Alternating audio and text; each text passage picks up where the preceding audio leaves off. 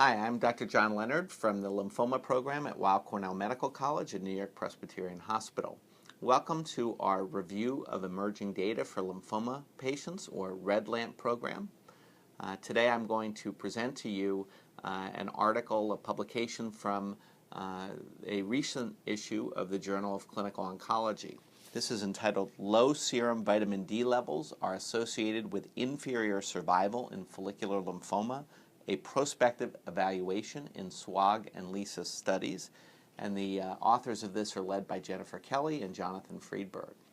So the idea behind this study is to really explore the role of vitamin D levels in outcome for lymphoma patients.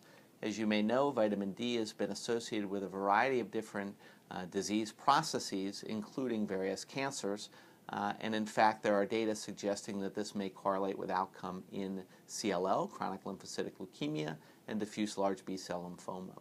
So this group of authors looked at several different studies done in patients with follicular lymphoma.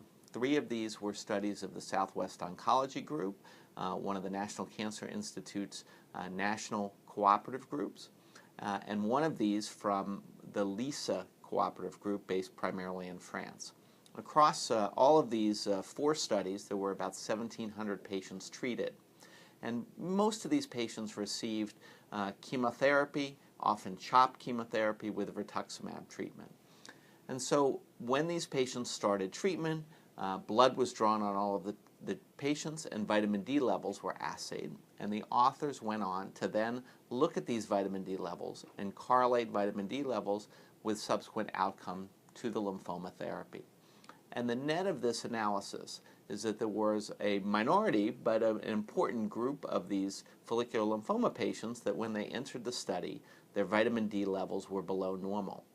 And in this group of patients who had low vitamin D levels before they started treatment, soon after largely they were diagnosed with follicular lymphoma, they had a less favorable outcome. So low vitamin D level seemed to correlate with a less favorable outcome in follicular lymphoma compared to those patients who had normal vitamin D levels.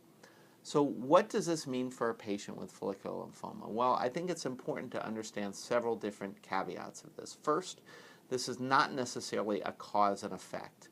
Just because you have low vitamin D levels, and this may go along with a less favorable outcome, doesn't mean that low vitamin D causes a less favorable outcome, or that correcting vitamin D levels to normal may result in a better outcome. So again, cause and effect versus association. Also, there's a lot of variability based on various factors on exactly what is a normal vitamin D level and how, in fact, should you correct it, what dose and to what level. So I think the take-home message for patients right now is that vitamin D may potentially be a relevant factor for outcome, not only in follicular lymphomas, but other lymphomas.